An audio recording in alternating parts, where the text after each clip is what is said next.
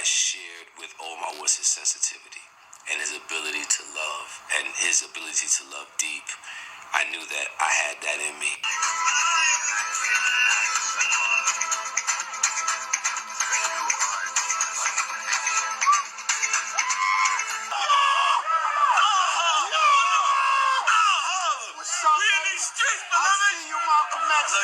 Malcolm X Day, brother. We got the champion right there, man. I'm watching you, bro. I'm gonna talk to you later, right? I said I'm slipping, I'm falling, I can't get up. Let my soul rest, take my breath. I've been through many different phases, like mazes, to find my way. But now I know the happy days are not far away. Somebody is coming now. Come on, let's go. Yeah. Alright, welcome back to SouFLoTV again, everybody. It is your host with the most. The Wire actor Michael K. Williams was found dead in his New York City apartment. I guess you've heard by now. It's no longer a surprise. It's all over the place because he was someone that was really liked and someone that was seen as a major talent on the big stage. So, New York Post, Michael K. Williams, who portrayed the notorious stick-up man Omar Little on The Wire, was found dead of a suspected heroin overdose in his Brooklyn penthouse Monday afternoon, law enforcement sources told the Post. Williams was 54 years old, and he was discovered face down and unresponsive in the dining room of his luxury Williamsburg pad with what appeared to be heroin still on the table. When law enforcement officials got there, they saw it there. Now, I got questions. I'm not one of the people that believe the conspiracy theories. Oh, he is some Hollywood sacrifice or something. I believe that our brother was battling demons. You know what I'm saying? A lot of people are asking, why didn't Michael move out of Brooklyn? He is from Brooklyn. He is of Bahamian and African American heritage. So he has that Caribbean blood in him, and I could see why he stayed in Brooklyn as opposed to moving out to, say, Hollywood. But at the same time, his vices were right there. You know what I mean?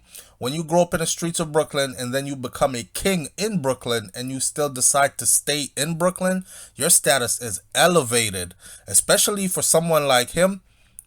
Everything was pretty much at his fingertips, you know, so all the temptations and everything else were there. The brother was battling. A relative of the actor said that they talked to him on Friday and that he was supposed to show up for an event on Saturday, but he never made it. The relative then went over to his house on Monday, and someone called the cops to that address, which is at 440 Kent Avenue, just before 2 p.m. in the afternoon, saying that there was a man there who was unresponsive and feeling cold. Man, oh man, to see that dope still on the table. Now I'm wondering if it was a relative that actually went in and saw him, or did they get the landlord or the soup for the building or whoever. In these kind of luxury buildings that he lives in, I don't even know how that would work. But to get the soup to do a wellness check, and the soup's knocking and they're saying, we haven't heard from him in days, we haven't seen him either, and your family member is telling you that, hey, he is in there. I'm telling you, he was supposed to meet us yesterday at so-and-so and he never showed up. And they checked his apartment and there he was laying face down with the heroin on the table. Williams, who was talked about openly from his past struggles with drugs. So a lot of people are saying, well, maybe it's a drug thing. No autopsy has officially been done, so we're not saying this is what killed him.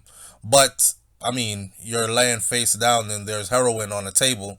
The first thing anybody would suppose is a heroin overdose. He was pronounced dead by authorities at 2:12 p.m., sources said, adding that it appeared that the TV star had fatally OD'd. It was unclear how long the actor may have been dead. the details of how he was found, like they tie off the arm with something and then they inject into the vein or whatever. I don't know if it's that kind of heroin, or I don't know if it's snorted or if it's smoked, but there we have it. They've already said that no foul play was suspected, no forced entry was seen, and the apartment was very clean and very well prissy. In other words, very well put together. Everything was in place. Didn't seem like anybody came through, ransacked any drawers, flipped over any mattresses, did anything like that. It just seemed like a beautiful apartment, and there he was. And he probably took a shot of some bad stuff. A man sat sobbing alone at a table outside Williams' building, talking on his cell phone Monday afternoon.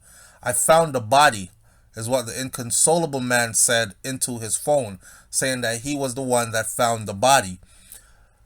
Reports are that he was visibly shaken. He was actually shaking when they were talking to him, with tears just streaming down his face.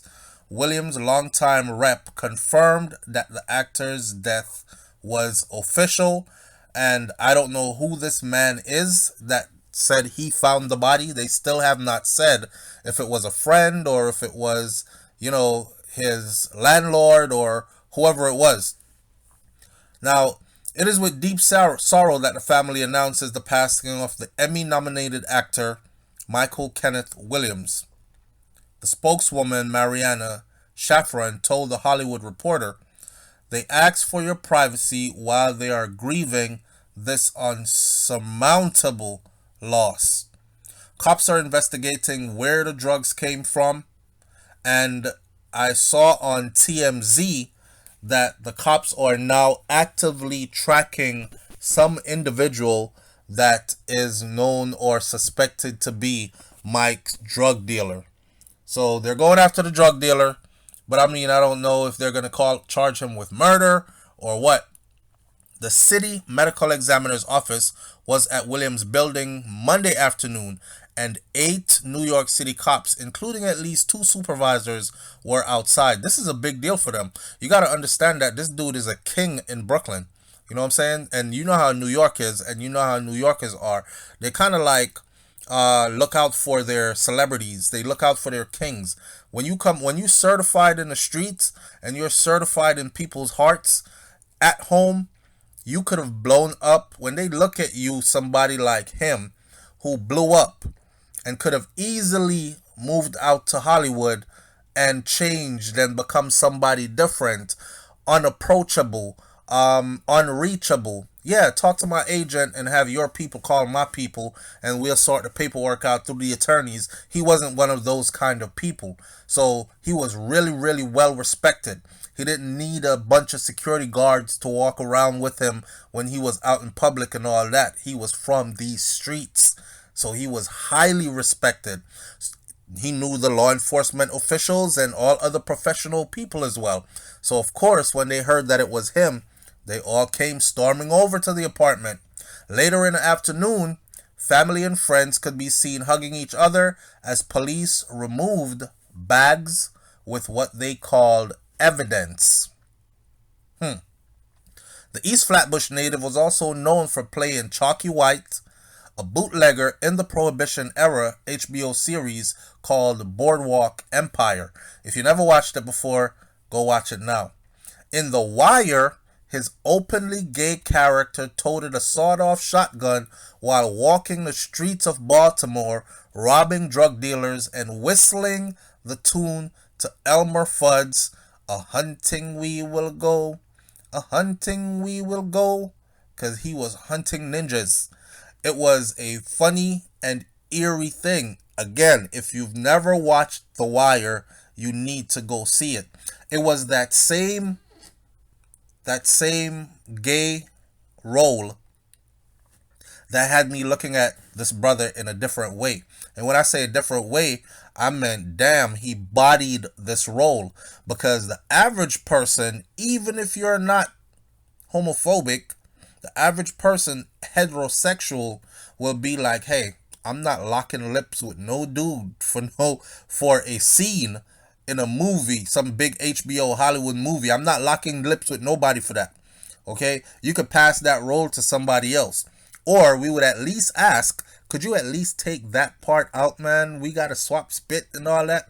But this brother went all in on that role. And I remember watching it and I thought to myself, he got to be gay.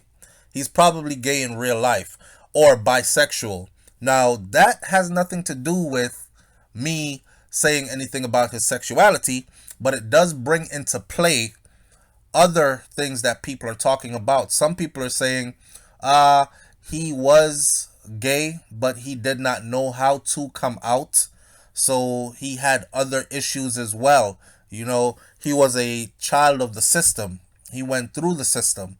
So based on that, who knows what he experienced inside the system that traumatized him in a manner to where, you know, it lasted throughout his entire life. This brother spoke openly before about his own battle with drugs. He had said that he brought his personal experiences, including his own struggles, to his roles to try to give the character more oomph, more nuance. I use my job to engage empathy and compassion for people society might stereotype at or ostracize, is what he told The Guardian in 2015 in an interview. No one wakes up and says, you know, I'm going to be a drug dealer or I'm going to become a stick-up kid. No one does that as their first choice. There's a series of events that makes them feel this way, that there's no other way out. And as a young black man growing up in the hood, I bear witness to some of these events, is what he said. He even had the scar to prove it. If you look at his picture, you will see that scar across his face. I never knew where that came from until now. I always thought it was a car accident, and then I thought maybe it was something in the streets. I don't know. But he actually credits his facial scar for landing him his first big acting break, which revolved around thug roles. They wanted somebody that looked the part, that looked like you had been out in the streets and been through a few wars. You know what I mean? You've been scarred up and you still survived, that kind of stuff. And that scar was actually gotten from a fight outside of a bar in Queens, New York. Somebody slashed his face. The actor had been vocal about his own struggles with drugs throughout the years, too, including during the filming of The Wire. During the filming of The Wire, he said that getting so into a role like Little, who was this homosexual boss, because he controlled the streets with fear. He robbed drug dealers, but he was very affectionate to his male lover, right? But he said that these roles affected him in a real way. The actor told NPR in 2016 that he once stumbled into a church in New Jersey desperately looking for help for his addiction. He just wanted to quit, but he could not get off. He said, when I came through them church doors, man, I was broken. This was, I would say, around the third season of The Wire, is what he said. He said, I was on drugs. I was in jeopardy of destroying everything that I had worked so hard for, and I came through those doors of that church, and I met a man who had never heard of The Wire before, much less watched it, referring to the pastor.